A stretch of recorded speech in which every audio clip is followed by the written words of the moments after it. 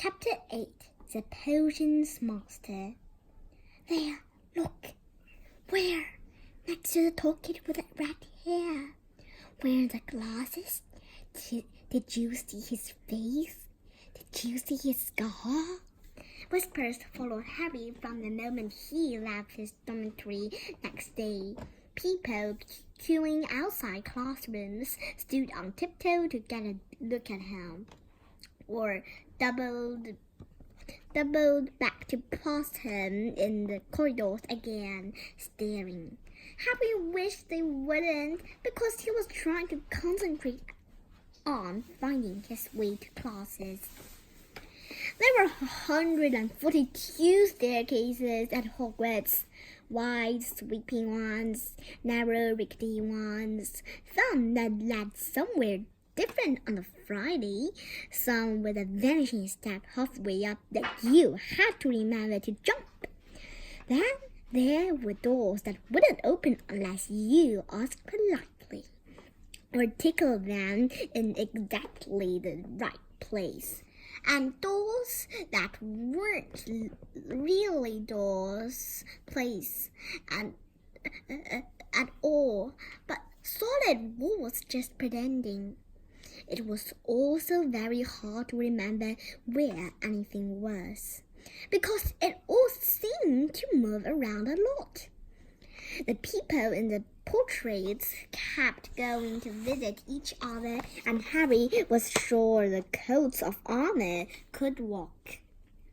The ghosts didn't help either. It was always a nasty shock when one of them glided suddenly through a door you were trying to open. Nearly Headless Nick was always happy to point new Gryffindors in the right direction. But Peeves, the poltergeist, was worth 2 locked doors and a trick staircase if you met him when you were late for class. He could drop waste paper baskets on your head, pull rugs from under your feet, pelt you with beads of chalk, or sneak up behind you, invisible, grab your nose and screech, "Ka-tunk!" Even worse than Peeves, if that was possible, was the caretaker, Argus Filch. Harry and Ron managed to get on the wrong side of him on their very first morning. Filch found them trying to force their way through a door which unluckily turned out to be the entrance to the out-of-bounds corridor on the 3rd floor. He wouldn't believe they were lost, was sure they were trying to break into it on purpose, and was threatening to lock them in the dungeons when they were rescued by Professor Quirrell, who was puzzling.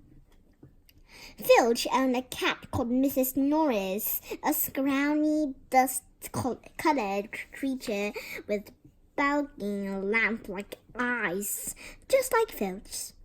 She patrolled the corridors alone, break a rule in front of her, put just one toe out of line, and she'd whisk off for Filch, who'd appear, weaving.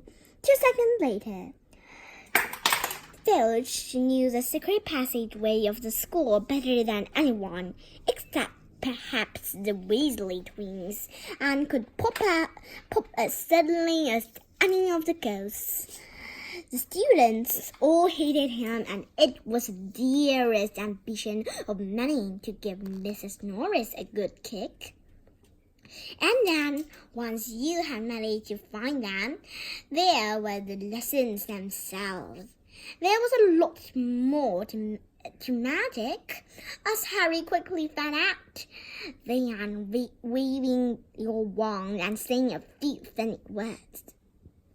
They had to study the night skies through their telescopes every Wednesday at midnight, and learn the names of different stars and the movements of the planets. 3 times a week, they went out to the greenhouses behind the castle to study Hibogi with a dumpy little witch Hippolage with a dumpy little witch called Professor Sprout, where they learned how to take care of all the strange plants and fungi and found out what they were used for.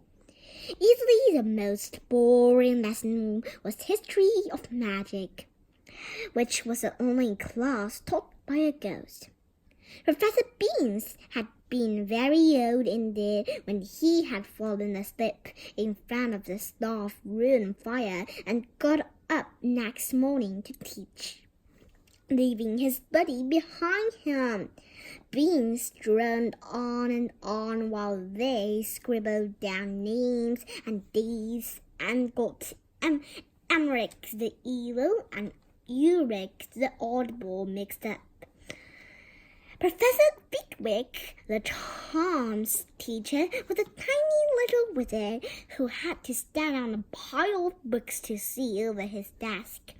At the start of their first lesson, he took the register, and when he reached Harry's name, he gave an excited squeak and toppled out of sight.